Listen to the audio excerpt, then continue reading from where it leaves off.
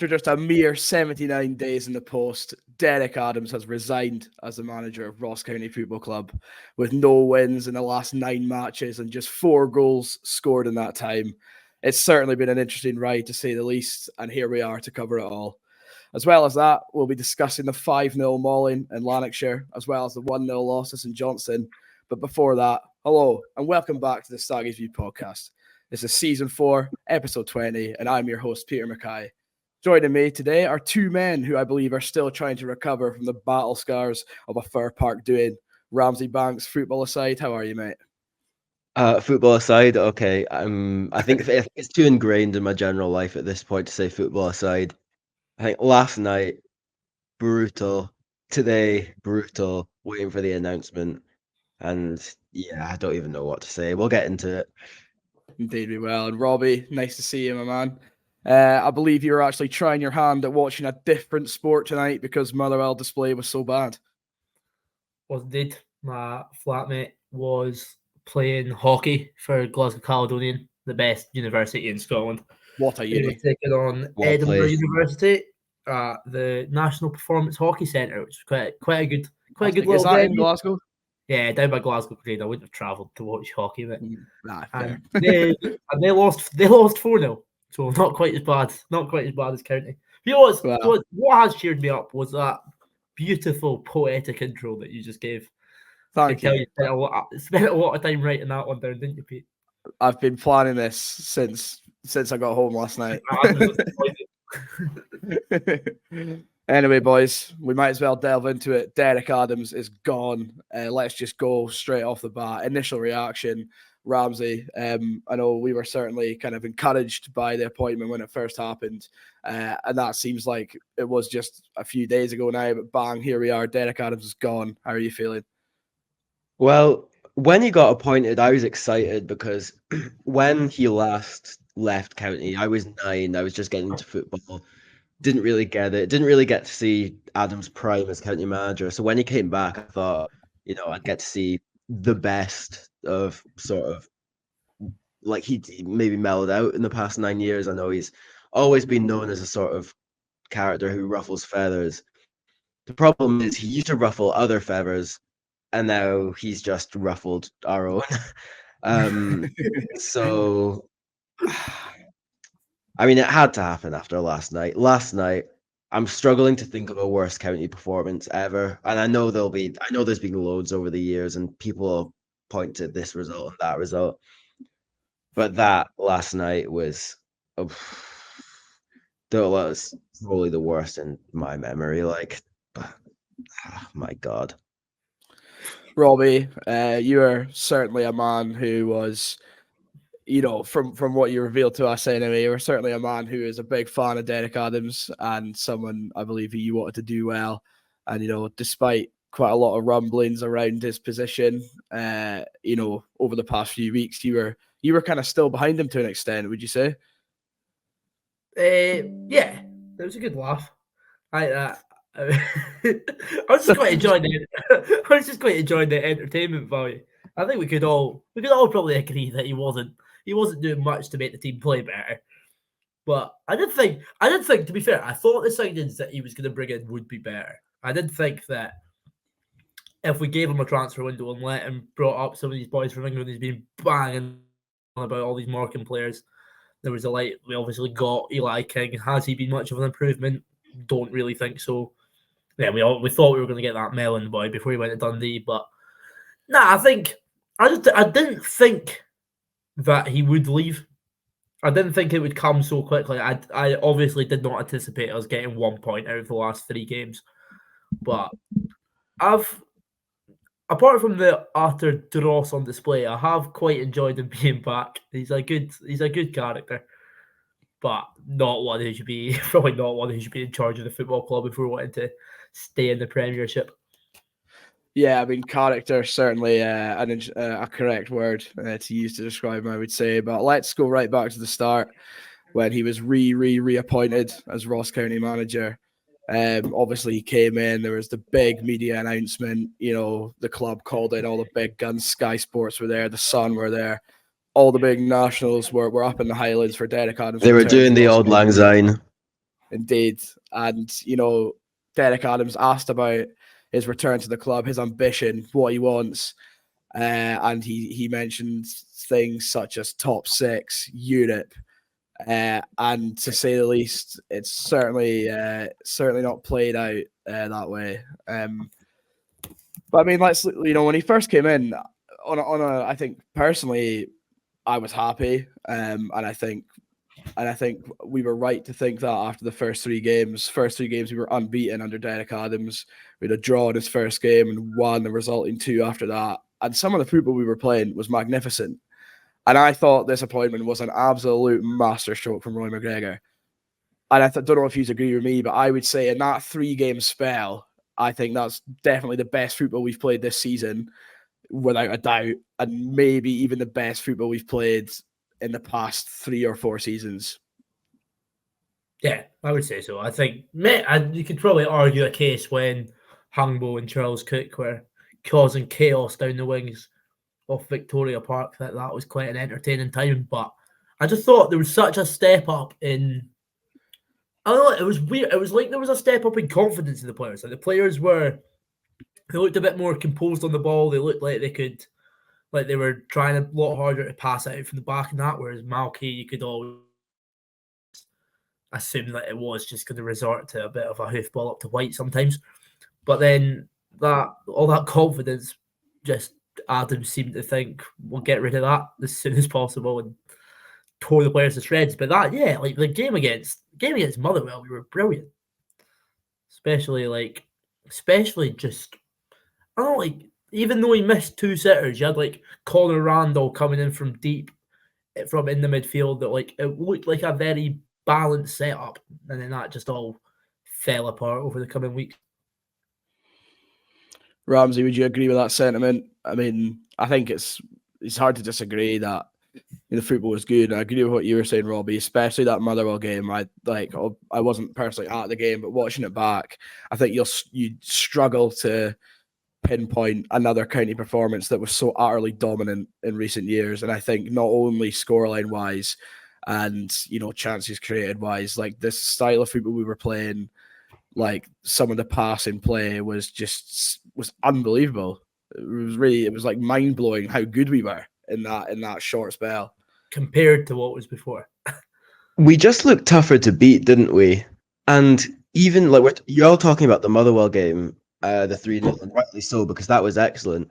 But you could see it 10 minutes into the game against Kilmarnock when Adams first came back. Like they took that quick kickoff. We looked tougher to beat. Not many chances created for Kilmarnock at all, who are a pretty high-flying team this season. But we went and lost against St Mirren, which was a bad performance. We give away that last-minute goal against Dundee, which was we were probably the better team in that game, but obviously that was a kick in the teeth. But there was just no need for Adams to go on the tirade that he did, and from there it was just I don't think we're ever going to know how much of the dressing room stuff, etc., that came out after that was true about, like there being like a weird apology or whatever, but we don't know if that's true or whatever. But there's probably no hiding that it didn't help in the slightest, and it was all downhill from there. Yeah, I mean, we can't talk about Derek Adams resigning from the football club without talking about that interview, and not just that interview in particular, but a few other resulting ones which had some pretty damning stuff in it as well. But I mean, let's have a look at the form around then. So obviously we're talking about that 3-0 Motherwell game. The game following on from them, we did lose. So that was obviously before those comments. We lost 2-0 to St Mirren. And then obviously it was a bad performance, but sort of obviously the comments weren't after that game. Obviously we were at that game, boys, and it was dire. I went in a bad mood after it. And that shows you, I'm prone to go in a bad mood. You've been in a bad mood since that game. Not today. And obviously the game after that, I was lucky enough to be there as well. Sadly got to see those damning Scottish football comments in person. Was absolutely shitting my pants when Derek Adams was banging the desk, lambasting his players. Thought he was going to start lambasting the journals after that. But obviously it was a 96-minute concession. Everyone was going to be angry. It was a bad result, but I've said this multiple times. Personally, I don't think we actually played that bad in the Dundee game. And obviously, then bang, the comments were said. So that's the timeline. The comments were said. The following game, I actually thought, wow, maybe these comments have worked. We went down to Tynecastle and we got a 2-2 draw. We played some cracking football yet again, and I think you could say we were definitely unlucky to come away with just a point instead of 3. However, there on after the Hearts game, it has been just absolutely rotten form since then. We've not won a game. We've only scored 2 goals since that Hearts game. It's been absolutely awful. So the question I'm posing to you boys is, how much of the blame and the failure of Derek Adams this time round, how much of, how strongly can you lean on that interview as to say that's ultimately the reason why this has happened and why he's failed so badly? Or do you not think it's played a part at all? Robbie, will start with you. Sorry, undoubtedly played a part. Like, there's no way. You can't look at the players and say that it's given them much belief or confidence. Then a lot of it is like the defense are just gosh. Defending we've seen over the past is Adams made the point himself after games that he'll put it down to individual errors, and obviously that's a bit of a cop out for a manager to say sometimes. But I think you can clearly see that. Sorry, Robbie, but I get that point. But why do you think that is, that the defending became so bad? Because as we said when he first came in, with 3 clean sheets in a row, there was no issue with the defending. Our defense looked the best it's been in years, and then we're conceding goals that are like primary school football level the other night. What's that actually down to? Could say it's down to confidence issues in the defence. Could also probably say that the games that we won against St Mirren and Motherwell were absolutely honking, and probably could have spent the next week and not scored. So I don't know if the interview has a completely direct impact on why the defending became so bad and as well we've got tons of injuries in defence over the past few weeks. So I do think Adams, some of the players probably took offence to Adams and maybe have chucked it a wee bit, but I just don't personally think that if we replace Adams now, I don't see the defending getting any better. This would be my point. The thing is, right, almost all of Adams' interviews and actions between the Dundee game and now have been indefensible. But last night against Motherwell, these are professional footballers, and these are people who, to be a professional footballer, you have to dedicate your life to it. And all of these boys have. They've been playing football since they're 4 or 5 years old. And they step out on that pitch and they look afraid of the ball. They look afraid of the opposing players. They look afraid to try and do anything. When the ball comes into our final third, they just look terrified of it. And I think the word fear is how I'd sum it up. I don't know what I'm watching, honestly. It's like almost as soon as the game kicked off last night, you could tell we were getting beat, because we just kind of let Motherwell have it. If a challenge looked anywhere near 50-50, the County player would just pull out and let Motherwell have it. I think it was obviously a screamer, a brilliant goal, but Blair Spittle's goal, Spittle's goal, there's no one anywhere near him. Like Robbie, you tweeted earlier, just have a shot. Watching that back this morning, it was so much space. I think it's Sheaf, of course. Sheaf, he should be pressing, and he just doesn't. Just have a shot, mate. And it's so bad. The whole team is just. There's a couple. Sorry. There's a couple players that you can look at every game and say, like, they're at least wanting to get on the ball. They're at least trying to make stuff happen.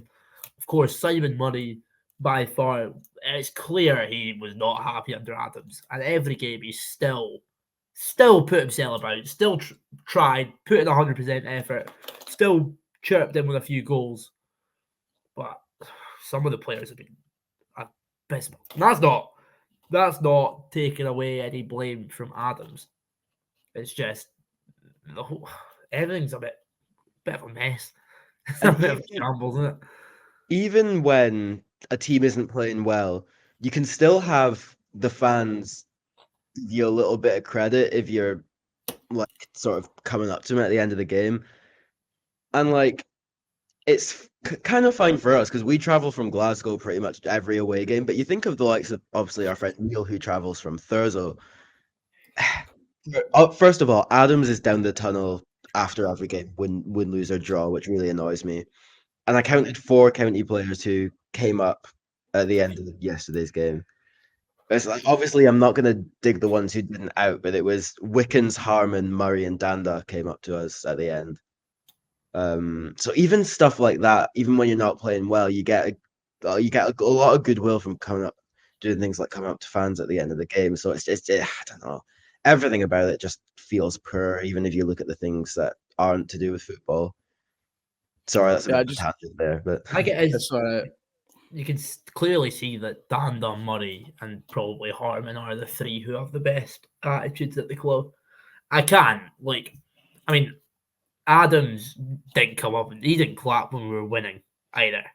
Yeah, so like it's not so much him being cowardly at losing. I think he's just not that kind of man. I'm trying to remember if he ever used to come over and clap the fans when he used to play for us.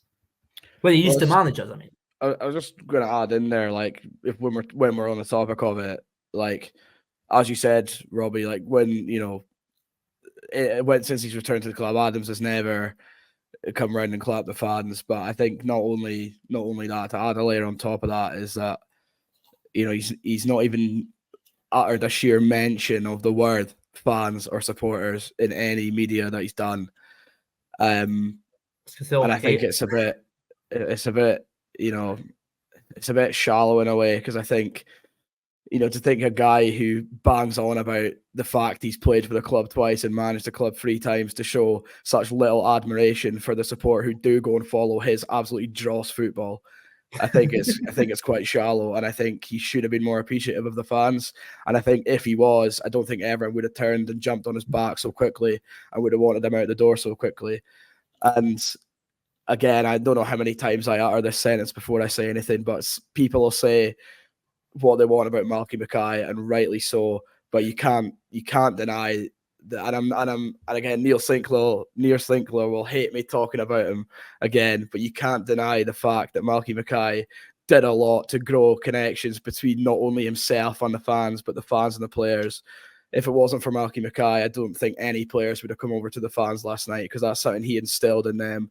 And as a fan standing there after you've just been mauled 5-0, to see the 3 or 4 players who come over and give you a little bit of an apology and show you a little bit of appreciation, for me personally, it goes a really long way, and it shows me who's up for the fight, and maybe not more so who's not, but the ones who are really kind of are understanding of maybe how we feel at the moment.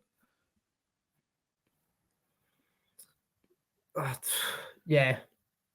Yeah, I think. Well, I don't know. Anyway, the thing with Malky, I know you were talking about like the actual attitude and that instills, which is correct, but I don't think the problem. Personally, I don't think the problem was sacking Malky. The problem has been the appointment of Derek Adams. No, definitely not. Definitely not. I just think it's. I think there's choosing between. There has been a lot of county fans who have been saying like, "Oh, we should have kept him." I don't think we should have kept Malky. The issue is that Derek Adams has just been a bit of a disaster, to say the least. It's a separate entity, but I think the point I'm trying to get at is the fact that I think that fans are really important to the size of a team we are, and I think when you so blindly ignore them for as long as he did, I think it was only ever going to end one way, no matter what his comments were, no matter how the football was. Even if we were going out and winning every week, fans are only going to feel a certain amount of connection to a club when they're never getting mentioned or never getting appreciated for the traveling they do, for the money that they're paying to go and see their team. I think I've maybe worded it better that time round. Like, it just is really poor, isn't it? Like, I don't know. Like, I can understand, to be fair, not wanting to go up to a stand who's watched you lose 5-0 and maybe, obviously, football players. I think it was Malky said, like, one of the only places where abuse is expected is a football stadium. So I understand not really wanting to go up and face stuff like that. But I think you're right, Pete, in that, Dan Dunmurray, Wickens, Harmon coming up to us, it really does go a long way. So I appreciate that for that. Yeah, I mean, just to add on to that, I think, it's interesting to talk about. I think Ramsay, you mentioned kind of, sort of effort levels and sort of fear. Do you think then there's maybe, taking into consideration all this rumors we've heard about sort of dressing room upset and obviously taking into account Adam's comments, but do you think there's still maybe some questions to be asked of the players there because of, oh my God, yeah. You think no matter what their manager's doing, at the end of the day, this is their job to come and play football and to fight for everything and try and win games of football. And last night, we know they were never going to win that game of football.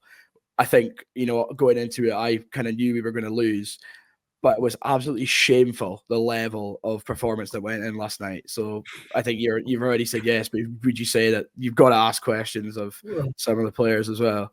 Oh, without a shadow of a doubt. Like, I've said it time and time again, like that I don't agree with Adam's actions at all during this spell.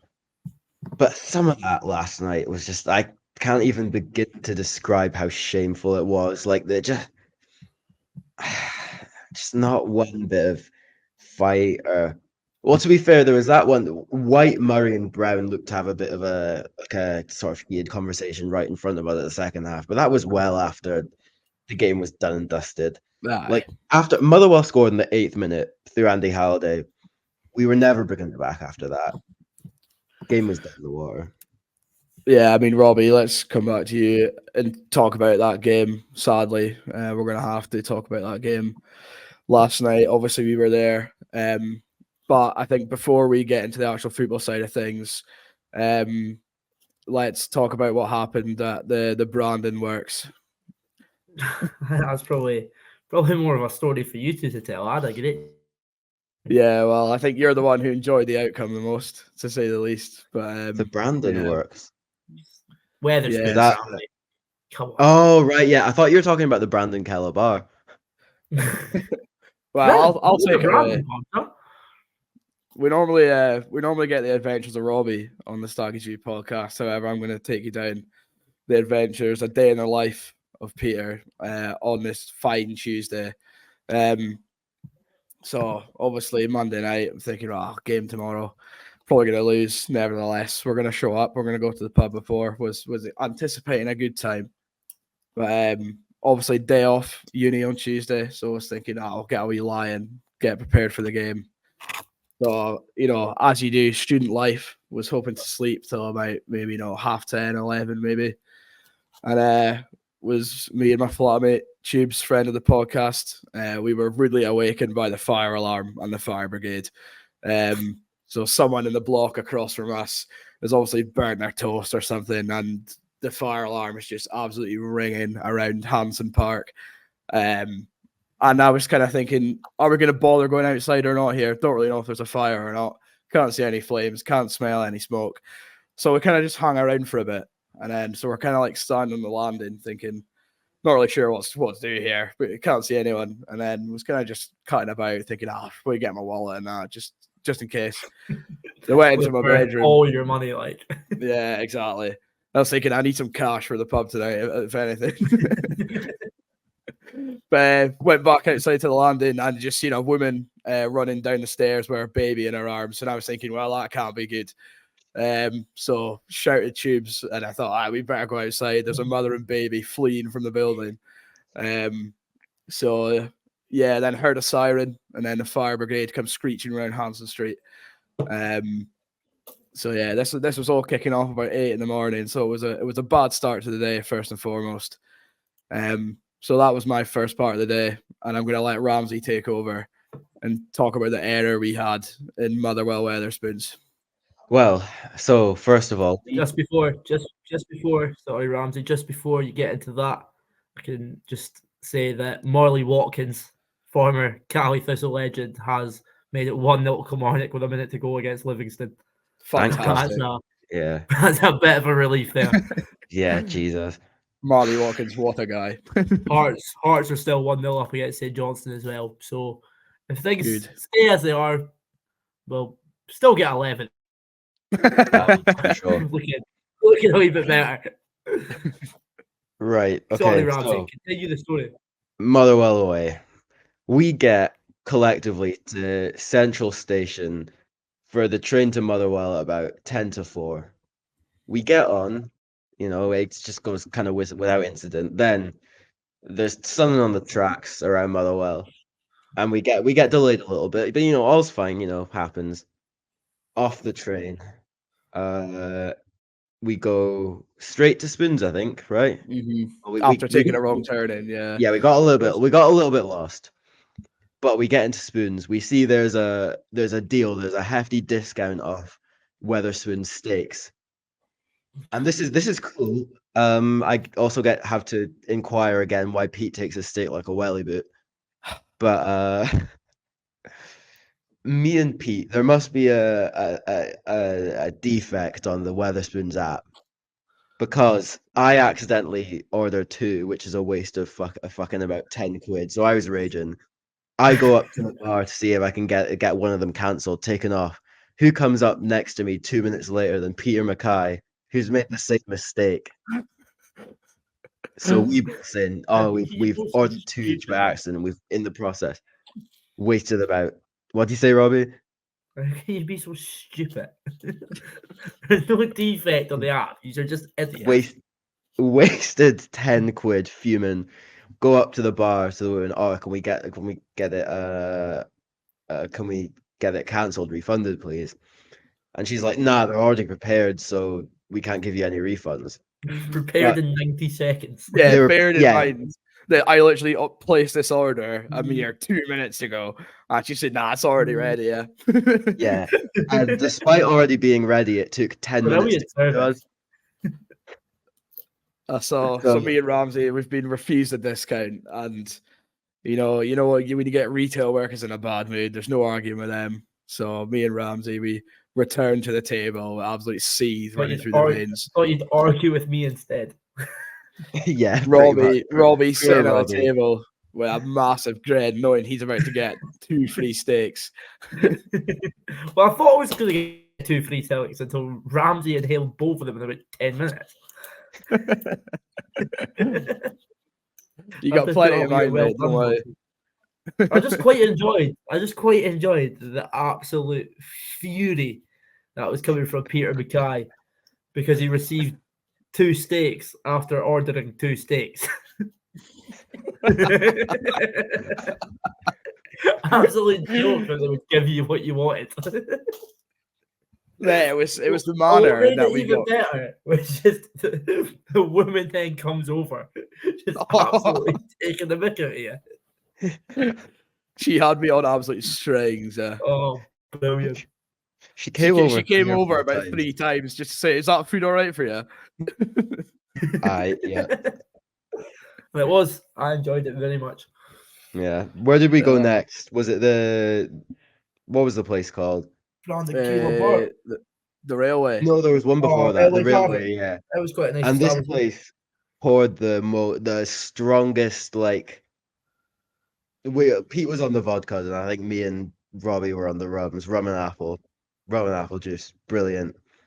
So we get these, and they pour I wouldn't be surprised if it was over half spirit and then just a little bit of apple juice on top. They didn't pour enough going into a 5-0 loss. That's what they didn't. Yeah, true.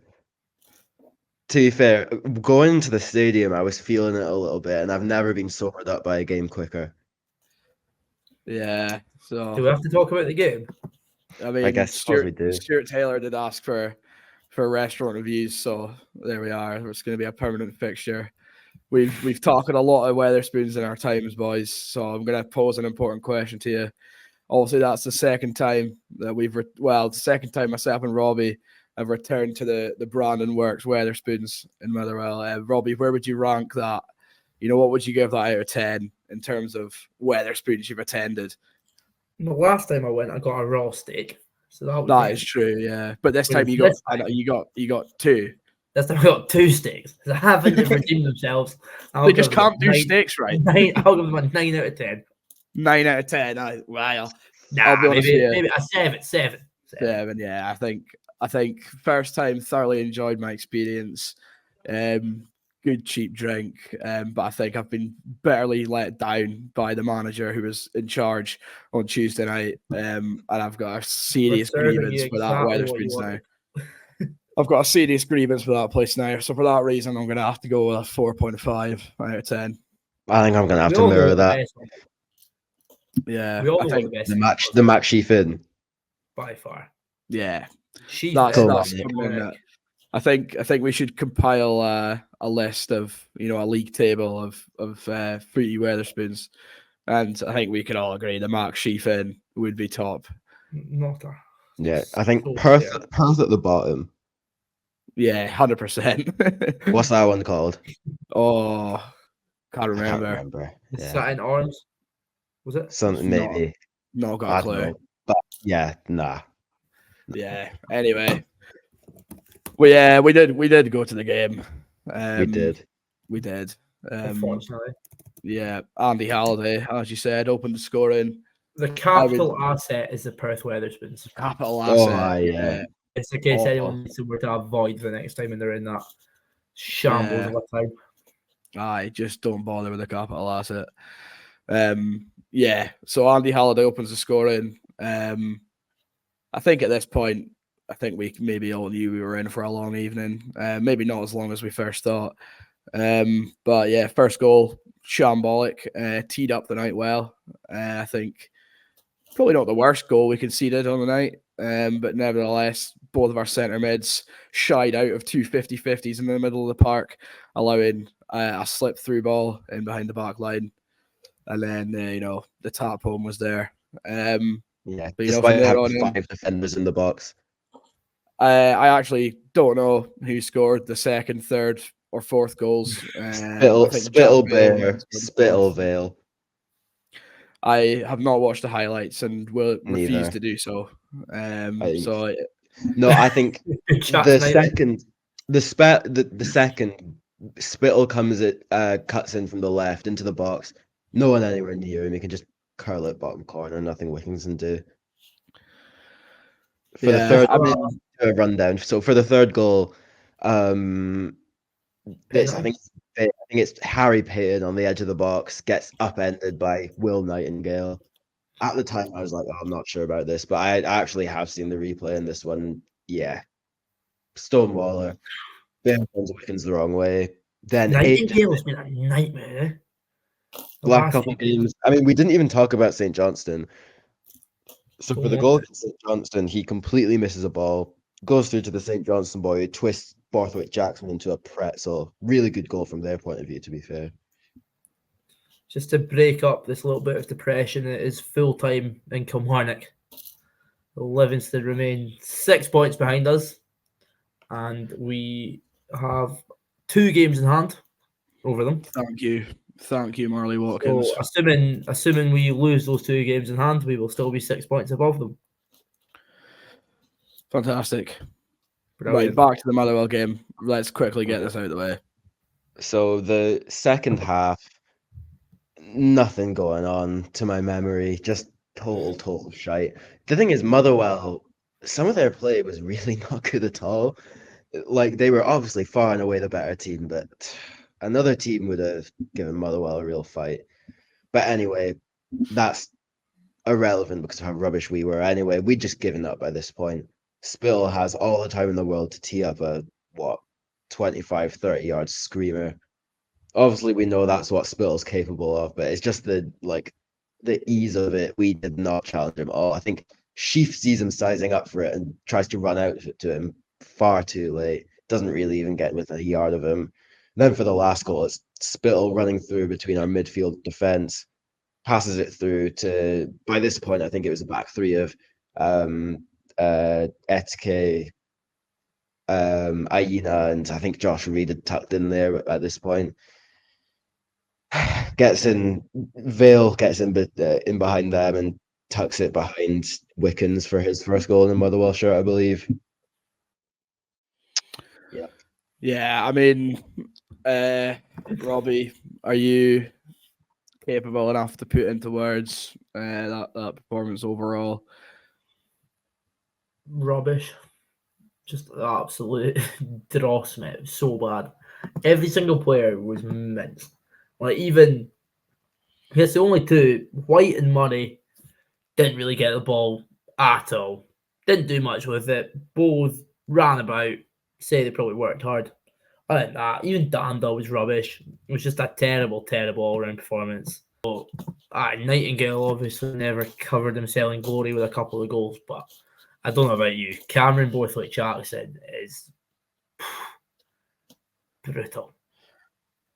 Yeah, I mean, I thought he was good against Celtic. However, I think we all need to make a collective agreement to stop talking about that Celtic game, because it's all fine and well having performed well at Celtic Park Trophy, but we didn't get any points from the game, and it means utterly nothing because we didn't back it up. So yeah, past two games, I think Borthwick Jackson, I have to agree. I think it's been really poor.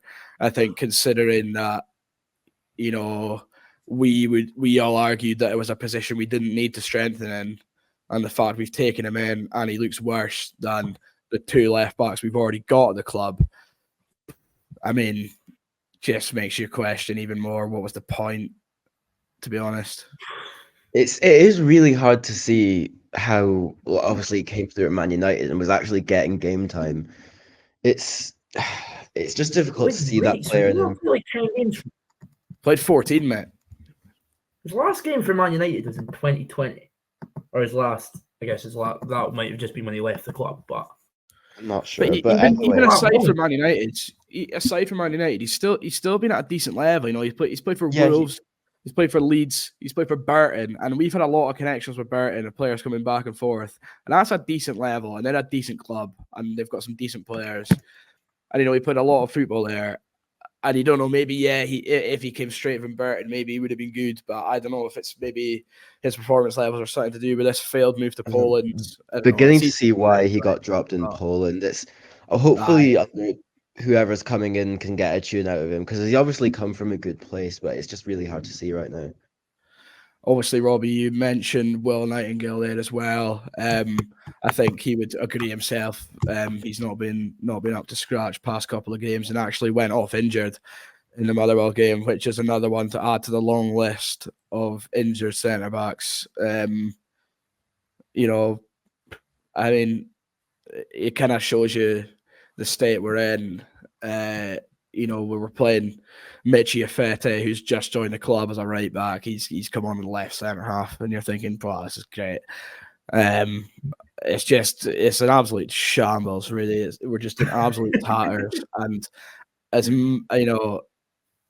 I'm sick of hearing about our injuries as well, because it's all Derek Adams would bang on about. Because obviously we all know that's the sole reason why we're in such a difficult position. But it just doesn't help our cause. I mean, thankfully, we've got a weekend off because we're so rubbish. We got knocked out of the Scottish Cup, so we've got some time to get some players back for the Rangers game. Well, going off Adams' interview with the club yesterday on Twitter, it doesn't sound like anyone will be coming back anytime soon, other than, he said, Ryan Leake. So I don't know what the actual kind of time scale is, but the sooner he's back, the better. I still think Aina's looked decent, but it's hard to, he's still conceded a lot of goals. Probably looks a bit more comfortable on the ball. Hard to tell. Hasn't won a game yet, but I think Aina looks good. But I think out of the first half of the season, I would say Leake is by far the best centre back at the club. So maybe him and Aina could get a wee partnership going. I don't know. I hope so. But even Leake at times has looked. We just need a couple centre backs there. No matter how bad they are, if every single one of them is injured, we cannot be playing Borthwick Jackson centre back a second longer, man. think we can put him, I think even when he's been moved out to left back, when we've switched to It's not fours, quite ever again. it's not been the prettiest to watch. I But I suppose, sorry, Pete. I thought Afeti, when he came on last night, he wasn't like, if we're really struggling for centre backs, I guess he's not the worst I've ever seen. I mean, obviously that's a difficult situation to come into, and he didn't give I'm really clutching at straws here, but he didn't give a terrible account of himself.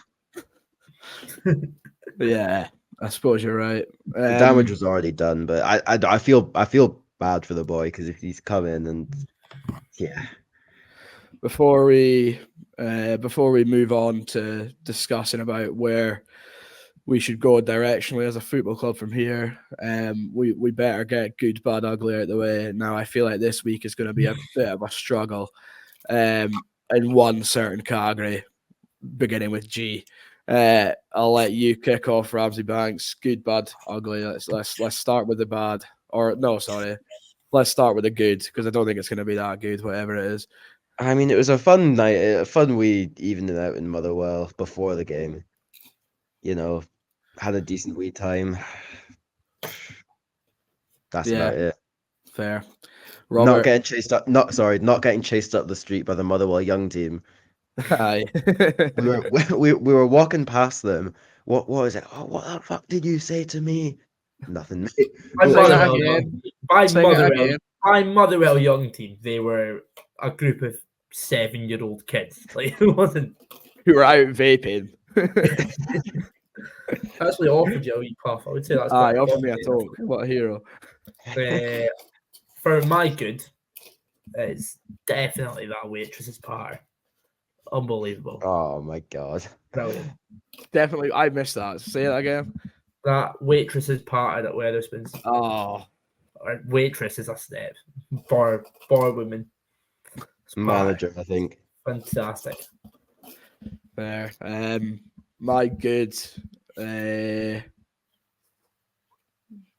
tough. You're good for the week. It's for the week, huh? For the week. Is it not usually just for the week? Yeah. Well, I mean, it's not been a great week, has it? I thought both of you would just jump at the resignation of Derek Adams.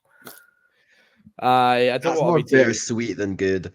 I don't want to be too defeatist. Like, I think in my opinion's come across enough on this podcast already. Good, I'll go for chicken curry pie at Fir Park. True. Tell you what, that meal deal's sensational. Aye, good. It's probably best value. Like, I'm sure it used to be £5. I would argue that's still the best value for money. It's not meal bad deal in Scottish football. You go £6.50 for a pie, a bovril, or a hot drink of your choice, or a cold drink. Aye, or a cold drink, and then a snack, which of course has to be a Snickers. No, get out. I don't like the Snickers, Pete. I'm gonna have to take Robbie's side here. Thank you very much. 2-1. Pete outvoted. Sorry, Pete. Lovely. Anyway, lovely food. I think that was a pretty good for me, because that chicken curry pie hit the spot, didn't it, Ramsay Banks? It did. I had one, and then in my half-drunken state, went down for another. After mauling 2 steaks and spoons. He's a sponge, mate. He's allowed. It's a dustbin, mate. Not a dustbin. Great, thanks. Right, Ramsay, the bad. Oh God, where do you even want me to begin?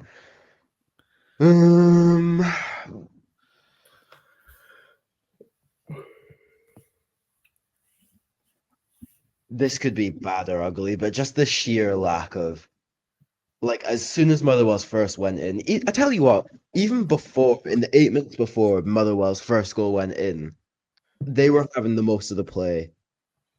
And even before they scored, we looked like, oh shit, we've been beat.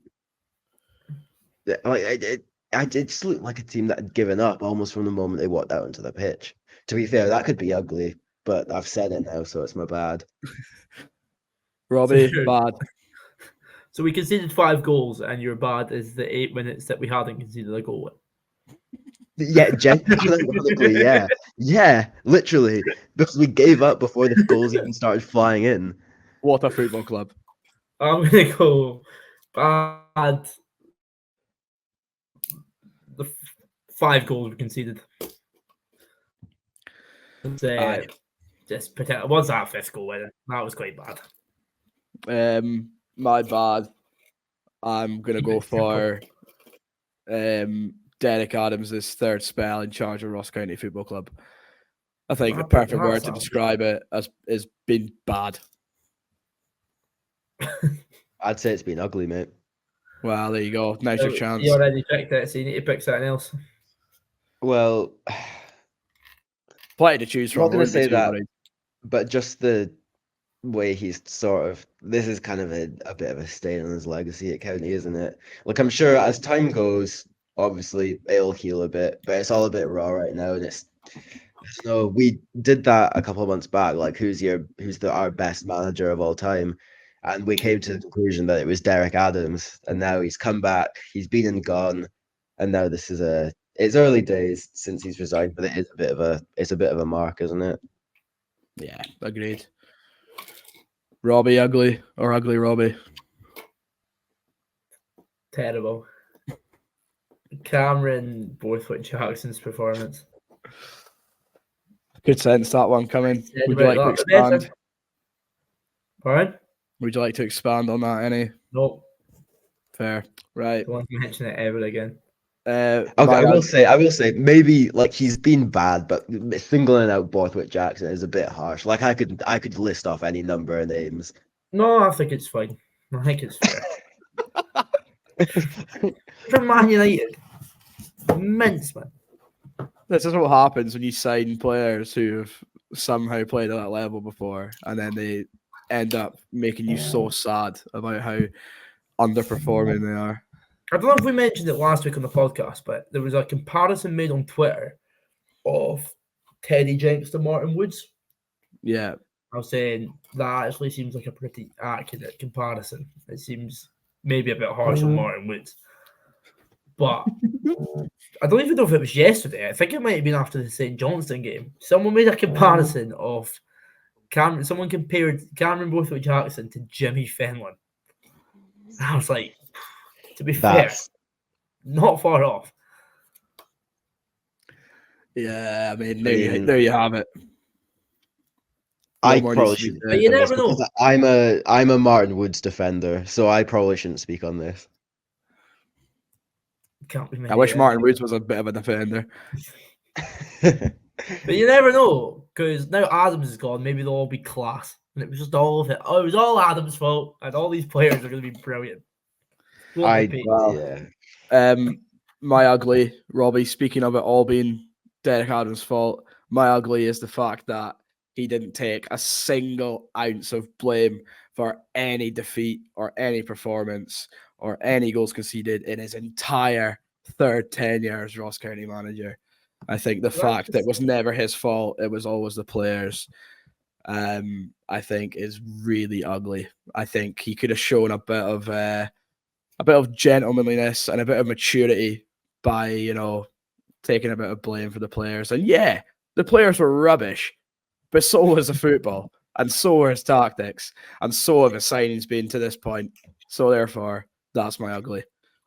That's a good one. Can I just read out his statement, his parting statement from Ross County? Mate, it's so weird. Is that from today, which also doesn't surface any blame? So we can say that obviously County can this evening announce that Derek Adams to leave the club, blah, blah, blah, blah. Derek said, after much consideration in recent weeks, I've made the decision to resign from my position as first-team manager. Over my 12 league games in charge, we moved 6 points clear of the team directly below, and I've been extremely close to gaining more victories and draws along the way. Ross County Football Club is close to my heart. After twice playing here and managing for a third time, I would like to take the opportunity to thank Roy McGregor and Stephen Ferguson and wish them well for the future. So, there you have it. Derek Adams has taken us 6 points clear of one of the worst teams to ever play in Scotland. Couldn't beat them, but we're 6 points clear of them. So I would say he's done a job well done. It's Go, like Bilbo. it's like he's living a different reality. Oh yeah, we played well sometimes and looked close to taking points, but we've just been rotten. We haven't like in loads of those games where we've lost. We didn't look close to salvaging anything from those games, let alone winning. Yeah, I mean, that's what I was going to say. I don't agree with that statement. I don't think we've looked close to winning or joining any games for a long, long time. I don't know about, no, that's rubbish. We have. Well, we drew with Livy, and we should have won. We should have beat Dundee. Should have beat Livingston. We're pretty close to Dundee. Hearts, we were 2-0 up. That's pretty close to it. I think he's got a point. You can't say that we've not been close. Livy should have beat us. Livy should have beat us. When we went ahead against Livy, it was highway robbery. Robbie, do you know what the overall factor is there? The overall factor is there that we didn't. Yeah, I know. It's all very well. Oh, we came close to winning a game of football. What a trophy that is. Get the games won. Honestly, that's a better point. This whole time it's been excuses. But that's a better point. His fault. That's a better point. He should have manned up. He should have manned up last night, and he should have said, "Yeah, some of this is my fault. I've got some of this wrong." All he's done is saying, "Oh, I didn't look hard enough. I regret coming back to the football club," and it's all been a farce, and it's all been embarrassing, and it's left such a stain on us, as if Malky Mackay didn't leave a big enough stain in a lot of people's eyes. You could argue this is just as bad for the reaction it's had in the whole of Scottish football. I think people are more eyes on to this than they were to when Malky got appointed. You can. That's how bad it is that you can equalize those two things as to being as bad as each other. That they should never be in comparison. And that's how much of a fuck up Derek Adams has made. Last I checked, him resigning had like 400 quote tweets and 200 replies. Everyone's delighted. Now, I don't know if you usually look at County's socials, but they usually don't get. They usually, yeah, you've seen them. We usually don't get that many comments from our own fans, let alone. And Scottish football is just rejoicing that this guy who's come back up, slated it, and resigned. Yeah, I think I forget. We forget how much outrageous stuff he actually said, and we've not even mentioned that slagging off of Scottish football yet. I mean, and again, we discussed that at the time, and think he had a point to an extent. But let's be honest, if this was any other county manager in the past, us sacking a manager probably wouldn't have been that big news. But as soon as Derek Adams is sacked tonight, Hibs against Celtics live on Sky, they interrupted their pre-match coverage to talk about Derek Adams getting sacked, so that Chris Boyd and co could have a go at him for slagging off Scottish football and for all his post-match comments. And I think if that was any other circumstance, Sky Sports wouldn't have batted an eyelid about us sacking a manager, to be honest. Yeah, it's bad when they bloody interrupt conversation about one of the ugly sisters to talk about Ross County. Yeah, exactly. Never thought I'd see the day. Anyway, do you think we should go on to questions? That's just what I was going to say. These are quite... I think instead of us just sort of generally discussing where we go, I think the replies we've had on Twitter are genuinely like really good pointers for discussion from where we should go for here. I think so. Do you want to kick it off, Robbie? Right, one question that is probably for you two, as you are very much good journalism students, especially in the Ross County sense. Alistair Fraser says, my main question, the key issue tonight, I feel, is whether County are about to move press day yet again and will mess up my work pattern.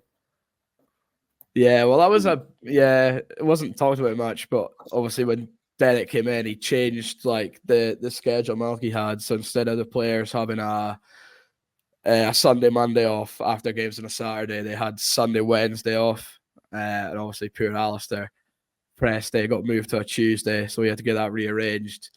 And obviously, depending on whoever comes in now, he might be having to put in another request to get work changed again. Same from Ross at the County Corner. He had booked off every Wednesday in existence to get to the county pressers for the County Corner, and then they moved it to a Tuesday. I think that I'm not up the road often enough to go to those pressers frequently, but the thing is, that's brought up a good point in that Sunday, Monday, we have a lot of players from south of the border who would use that. And even Simon Murray, who's, I believe his family's based in Dundee, they'd use that Sunday, Monday to spend time with family. And I think changing that was a big risk from Derek Adams. Yeah. I guess you could look at that both ways and say, in fact, I kind of agreed with that at the time, to be honest, because I think, you could put in an argument to say that, the more time players are spending at the club and sort of with each other in the area could only have been a good thing for in terms of kind of them, gelling as a squad. And I think if he wasn't so stupid to make those comments, then when he brought the new signings in, I think it would have been a good thing if the squad wasn't already in tatters. They probably would have gelled in quite nicely if the dressing room wasn't already lost.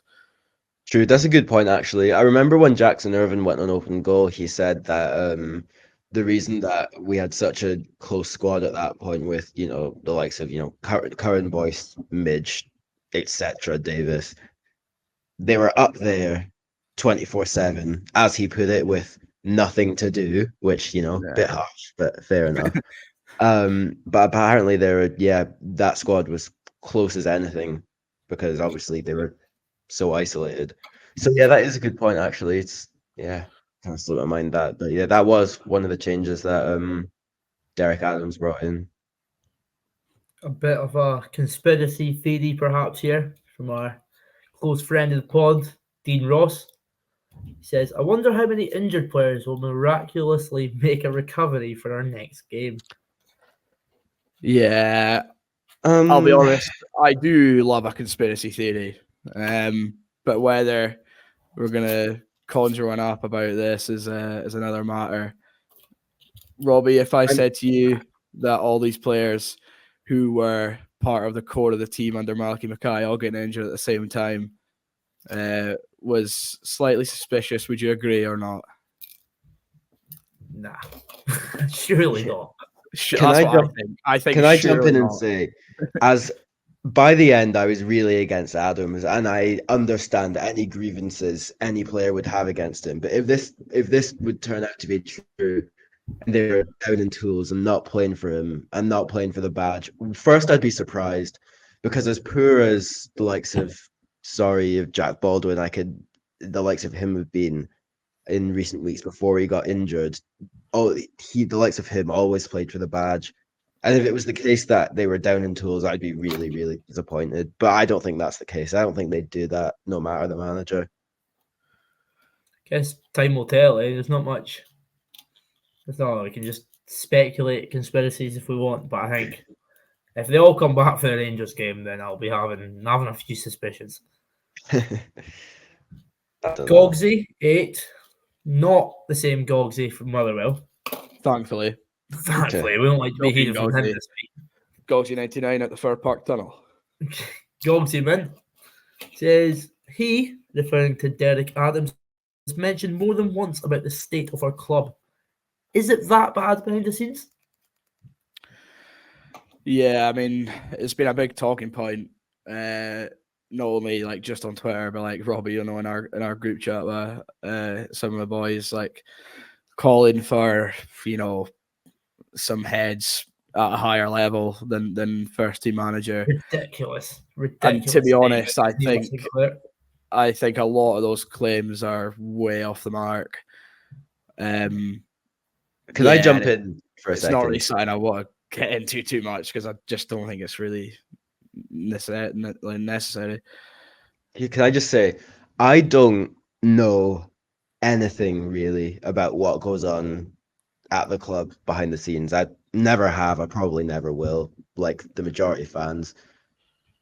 I think Stephen Ferguson paints the club in an amazing light. I know there's been a few people saying today that I was looking on Pie and Bovril earlier, which is always a questionable idea, saying they don't really know what he does. But I think he's always going around on a match day, talking to everyone, shaking hands with everyone. He remembers you even if you have a 5-second conversation with him. And the thousands of people that come on the match day, that's no mean feat. I'll always remember You know, when I was, you know, maybe mouthing off a little bit, like a bit much when Malky was appointed, he would stop and, you know, have a conversation and just, you know, sort of talk it out, talk about, you know, certain thought processes, ask what I thought. I think he's a excellent, excellent ambassador for the club. So I think any shots at him are very wide of the mark. Yeah, I think I just want to jump in on that and say, you know, I think a lot of people have had it that this Derek Adams appointment has been down to Stephen Ferguson. And I think, like you said, Ramsay, we don't know what goes on behind the scenes, but from my point of view as a fan, Roy McGregor makes the final decisions and passes the final bill as to what goes on at the club. And if not as to everything that goes on in the club, definitely as to who's in charge as the manager. There is no way in hell that Stephen Ferguson has the final say as who is the manager of this football club. CEO is an important role, but Roy McGregor's the chairman. He funds this football club. He has pumped money into this club for 25, 30 years. And if he would so happily pass off a decision that big to Stephen Ferguson, then I think something would be seriously wrong. Has Roy got this appointment wrong? Yes, he has. It's been a bad appointment and it's gone wrong. Has he got appointments wrong in the past? Yes, he has. Has he made it right the next time thereafter? Yes, he has. So I think to call shots just because he's made a wrong appointment, I think's pretty bold stuff. And I think County fans should probably have a bit of faith in Roy, not only that in Stephen Ferguson as well. As you said, Ramsay, I can't speak highly enough of Stephen Ferguson. You know, I think, you know, just for example, after the Owen Coyle appointment, you know, going with Ferguson and Kettlewell as co-managers is something that had never really been done before at this level of Scottish football. He went with it and it worked. We won promotion straight back to the top flight and maintained our status in the top flight the year after that. You know, so just thinking back to that, I think you could compare that kind of Owen Coyle appointment to this, and that we've got a really important chunk of the season left ahead of us. Yeah, it didn't go right last time, but you gave it a bit more time than some people thought you maybe should have. And it turned out to be one of the best appointments we've probably ever made, in the fact that we let Kettlewell be manager and let him take us back to the top flight of Scottish football. So I don't necessarily agree with calling for Stephen Ferguson and Roy McGregor, those types of heads. I think, are there wider wholesale changes needed at the club? Yeah, maybe. Maybe we need to freshen things up on a wider basis. But in terms of on a higher basis, looking upstairs as to how we're actually run, I think that's quite bold to say that we'd be in a better position if we were to go and change that type of structure. The best point I've seen made in this regards was Derek Miller, who replied to Cogsy, saying that it's never been the same since they stopped selling Deeds pies. Right, maybe that does show that they're sitting rotting at the core of this football club. Mate, they were best pies in the country. No longer. Sean McKeever asked a few questions in the past. He says, how much damage has Derek left? We've done a bit of we've kind of touched on this before, but I would like to put that to you. Do you think that now he's gone, are these players to be any better? Do you think? I mean, or like, there's been a lot of blame on Derek Adams. Is anything going to improve, or are these players just simply not good enough, and it's going to be hard for anyone to get much out of them? Of course, like you can still blame Derek for the players that he's brought in. So he's of course made 7 signings over this transfer window. How are they going to be feeling now? They've come in on the basis of a manager, and within 2 weeks, 1 week for if any, he's gone. I mean, first of all, when Malky left, I thought we were still in a decent place with the personnel that we had. I thought we all felt it was quite promising at the summer window, and I wasn't feeling any different. But now, I will be interested to see how they play, because there's no excuse now. Well, there wasn't really any excuse before, to be honest, even though Derek said what he said. There's really no hiding behind the manager now. We'll get Don Cowie will get it, or we'll get a new manager in. But the team has to be together now. have lost track of what the question was and what I was going to say, but I've sort of lost it here, but there can be no excuses now that Derek's gone. I hope that there will be an improvement. I shudder to think what will happen if there's not. Yeah, I mean, I don't know. It's just, I'm thinking back. Some of that play against Motherwell cannot be attributed to the manager. Some of it has to come from the players, and I think they'll agree with that. They'll know that's not good enough. There was just no semblance of any sort of fight whatsoever. And I know it's such a cliche to say, "Oh, they just didn't want it," or "What, no one was trying." "Oh, they just didn't fight enough." But last night, nothing like that's just true. They didn't. There was nothing.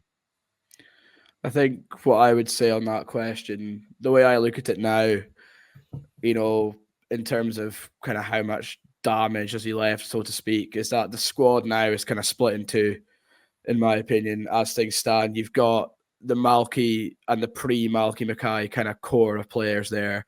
Your Jordan Whites, your Ross Laidlaw, Connor Randall, Jack Baldwin, those type of players. You've got them kind of in one half, and you look at the other half, you've got the Derek Adams signings, all the players he's brought on loan. And I think the pre-Malky core, I think if we look in the grand scheme of things, I think you've got to say, from things we've heard, you've got to say that most of them are probably going to be verging on being happy that Derek Adams is gone.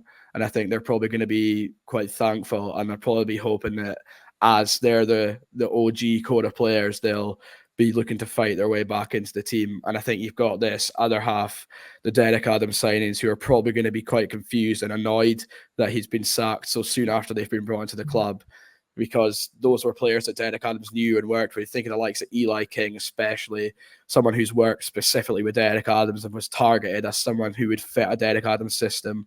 It's come into the club and it's not performed. And I think he's probably going to be, as well as him and the other loans, are probably going to be, rightly so, probably quite annoyed now that he's been sacked.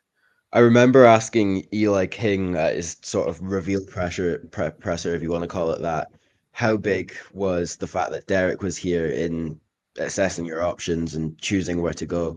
And I think it's no secret that he had a fair few options, down in England for a loan, and what is supposed to be a big loan for him before challenging at Cardiff City, which is obviously another conversation. He said that it was massive that Derek Adams was here. So I wonder how the likes of him will be feeling. Exactly. So I think, just to round up my point, I think now that there is no identified manager there as we speak, obviously no one's been appointed.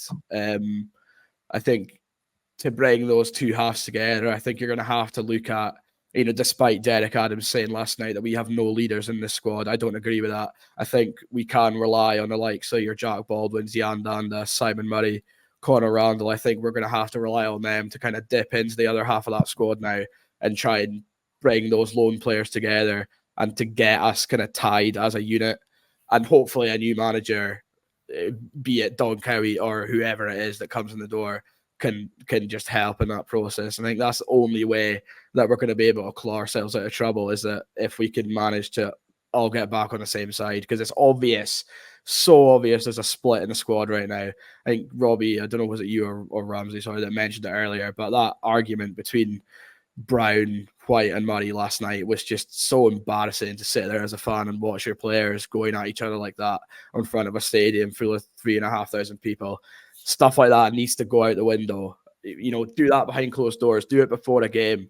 Do it at half time or full time. Don't do it in front of us. It's awful. I think we need to all get back on the same side. If we don't, we're in serious trouble. If we do, then I think we've got a decent chance of getting out of this mess. Decent rant. Enjoyed Thanks, that. mate. Sean also added, how many players requiring surgery will find a quick return. So it seems like this conspiracy theory is it's growing far and wide. I would genuinely be very surprised if there is any substance to that. It's like the new how were the pyramids built, this. Mac D 676169001. Some user. Is Don Cowie in for the rest of the season? Peter. So boys, obviously not interested to hear what me and Ramsay think. So Pete, fuck you, mate. Is Don Cowie in for the rest of the season? I don't see that to our viewers, Ramsay. Horrible. I would be inclined to say yes. I've heard nothing, and I've heard nothing of note to suggest yes or no. But from a fan standpoint, I'd be inclined to say yes. I think it's probably the most likely thing that's going to happen. Is that going to galvanise the team? I'll be surprised if it's not Don Cowie. I'll put it that way. Do you think that'll galvanise the team? Do you think the team will look and think, if the team's that divided, do you think that the assistant manager is going to be the one to bring them back together? I do. I think Don Cowie's very well respected. Maybe not by this other half. That's what I mean. Is he by the new players? But definitely by the pre and Malky Mackay core, he definitely is highly appreciated. And I think there was, quite a decent degree of support for him to actually get the job in the first place before we went for Derek Adams. So I think, people will look at the fact he's worked under so many different failed managers, you could say. He's worked under 4 managers now who, have all seen the chop by Roy McGregor. Is that a good thing or is that a bad thing? That's not for me to decide. But he can't just stay as assistant manager forever. We use him now and we see him flourish, or we lose him and we see him flourish somewhere else, as far as I'm concerned. I think there has to be a moment where we see if Cowie's got the stuff. He's brought up every time we lose, sack, or a manager gets resigned. I think gets resigned. That's not a sentence. Or manager resigns. I think there has to be a moment. And I think it's got to be now.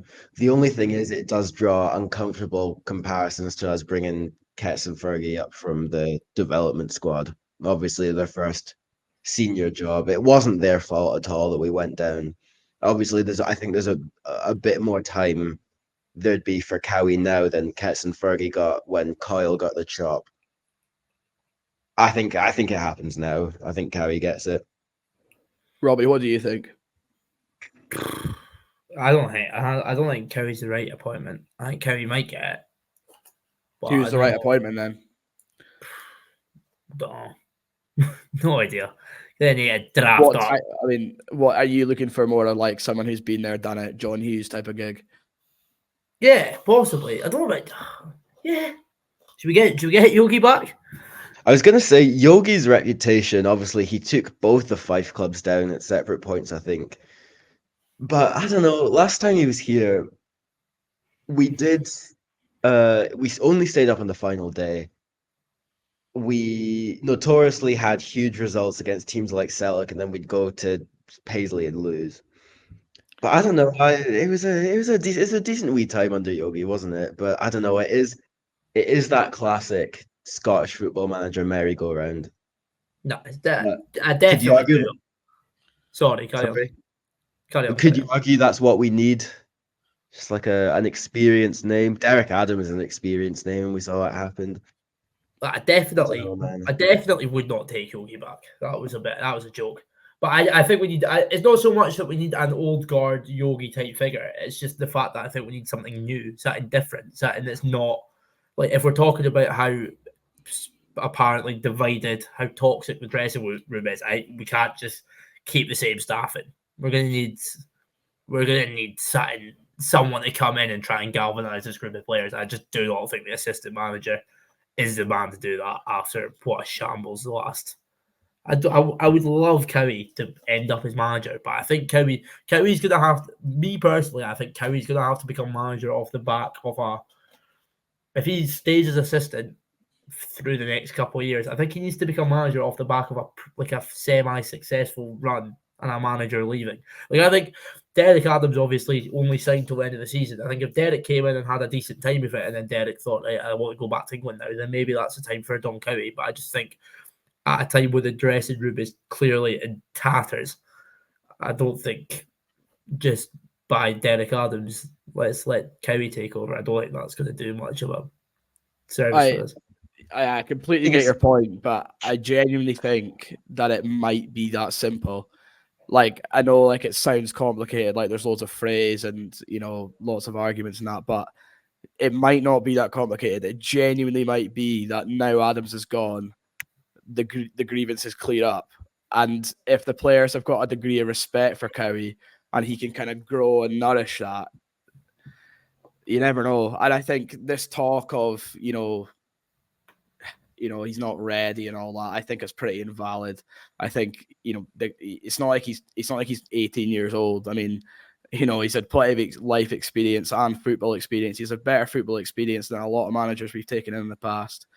And I think, he's 40 years old. He's done all his badges. He's got his pro license. What more do you want? And I really do get your point about the dressing room and that, but I don't think that this is a time to rip things up and start again. I think it's too late on in the season. I think it is genuinely it's get through and survive and then properly reassess in summer. There's no point reassessing now. We don't have the time and resources to do it.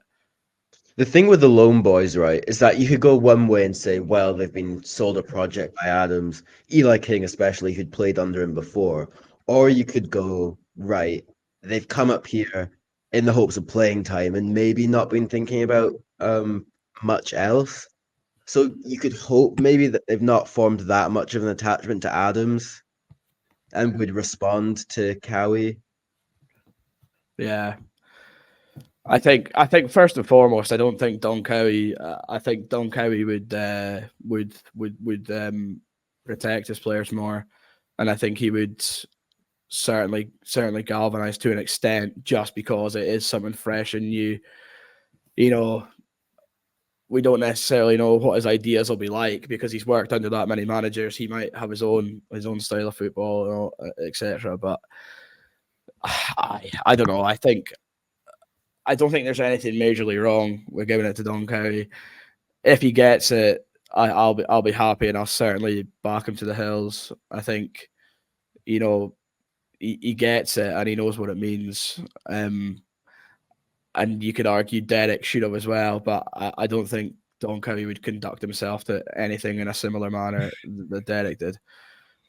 I think, yeah. It's a good debate. It's a good debate. Yeah. I just to finish off, the final question, it's basically just along the same lines. Maybe a bit more of a more scathing note. Adam Carter says a lot of people calling for Adam's head, but not a lot of them offering solutions. Obviously, we're discussing about Don Cowie and that here. If the next decision isn't a sensible or right decision, where does that leave us? Adam said, I've got a bad feeling that if the next one doesn't work out, it may lead to an end of an era. I'm assuming that basically means the end of the Premiership era of Ross County Football Club. And that's ominous. Becoming more of a steady Championship club for the foreseeable future. Do you think that could happen? I think it all depends how much backing Roy's willing. How much has Roy McGregor got left in the tank? Let's be honest. I think last time we went down, it was a massive blip. You could argue on his part because of the Owen Coyle appointment. He wrote us wrong. He righted us wrong. Not sure if that's even a phrase, but he put us wrong. He put us wrong right, and he backed us. He got some good experienced players in, and we got promotion first time of asking. But whether we're in a financial means to do that again, I'm not necessarily sure we are. However, what I will say is that I think I mentioned this before on here, but there was a reason that Derek Adams was only given a 1-year rolling contract. And, it's been proven right. We've only got to pay him off till May now. So it was a wrong appointment. And I think if he gets it wrong again, we'll get relegated. I think we'll be either straight down if Libby pick up a bit of form, or we'll lose a playoff and go down. And then it's a whole different ballgame. We could turn into an Inverness Caledonian Thistle. We could turn into a Gretna. Who knows? Anything could happen. It's easy to speculate, but I think it all depends on really how much Roy's willing to give us if Don does happen. I think as long as Roy's alive and working, I think we'll be fine. I don't think Roy's the type of guy who's going to chuck us under the bus for any reason. Roy McGregor has ridiculous amounts of money, like unbelievable amounts of money, and his businesses are all, as far as I'm aware, they're going well. He just sold a massive part of Global off to like some US private company. He's going to have a lot of money in the bank, and I don't think we're not a club that's going to have to rely on flipping battery farms to survive. Like, I think we're going to be all right. I don't think, as long as Roy McGregor keeps back in the club, which I 100% think he will, I don't think we're going to have any long-term. We're not going to turn into like a lower half championship team anytime soon. Could easily have a couple of seasons down, especially if the Partick Thistle were a big football club, if they put a bit of investment in, or even like if Raith Rovers build on this, I could see us having maybe a Dundee United type when we're down for 2 or 3 seasons, but we're not going to turn into a lower league club with Roy McGregor. Not a chance. It is a slippery slope, though. We did very well, very, very well to get promoted straight back up at the first time of asking. No, I think we've proven over the years that we're a Premiership club. We've been in the Premier League in the last decade. We've been in the Premier League for more years than Hearts, Hibs, Dundee United, Rangers.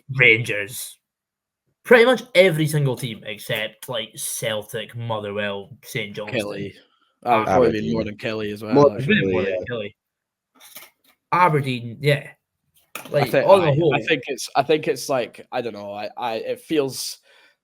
I get the point, and I get it's a worry, but it feels like so hyperbole to think like that. And I know all these podcasts have been so utterly negative over the past 2-3 weeks, but like to start thinking about stuff like that makes me quite scared, and I don't want to do it. We can have that little bit of hope that Livingston are terrible. I know we didn't beat them last week, and we had our grievances after that, but another loss for them tonight. They're like 16 games or something without a win, which is somehow worse than us. Livingston are going to finish bottom of this table unless we have a catastrophic collapse and lose to them twice. Livy will go down. So we've basically we need to bring in a manager or Don Cowie and just give him. He just needs to build a team that can win a playoff. Is that possible? I don't know. Obviously lost 3-0 Partick already, but there would be nothing sweeter, nothing I'd love more than beating Partick Thistle in a playoff again. Yeah. I think my poor mate Oscar would explode if that happened again. Time will tell, eh? Did it well. Is that most of the Twitter chat? That's all the questions done.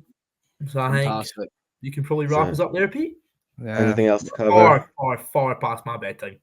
Yeah, are we having a tweet of the week, or is it just depression? Tweet of the week? Nah. Abuse of the week, maybe. Yeah, I don't think they're all too inappropriate to hear. Yeah. Anyway, boys, that is the podcast for this week. Derek Adams has resigned after a 5-0 thrashing at Fir Park. It's a sore one. It's going to take a while to go over. Would have loved nothing more than Derek Adams to come back and be a success, but it's not to be. Robbie, Ramsay, thank you for joining me on episode 20 of the Staggies View podcast. By the way, episode 20. That's good going. Good. Better than last season. Yeah, better than several seasons. To do it. I know. What did we do last season? Like 4. 4, right? Like that, yeah. Then we did a big end of season review after the playoff. Oh well, if you want more of our happy faces, we'll probably do. We might be back before the Rangers game. We might, yeah. Well, if there's a manager appointment, well, maybe do a shorter podcast if we got a manager in. Yeah. Yeah. I mean, I'm going on the road for the weekend, so that'll be good. Anyway, boys, weekend as always, what a dream. It's going to be another Saturday unbeaten for the Staggies. Nevertheless, we had plenty Twitter chat tonight, so don't forget you can join in and all the debate and discussion. Follow us on social media at Staggies View. It's down there, Twitter, Instagram, also now on TikTok as well, Staggies.view. So drop us a follow over there. it's been certainly been a week. It's been a roller coaster under Derek Adams. It's come to a closure, and we await a new gaffer. Robbie and Ramsay, thanks for joining me, and we'll see you in the next one. Cheers for listening, guys. See you later. Staggies.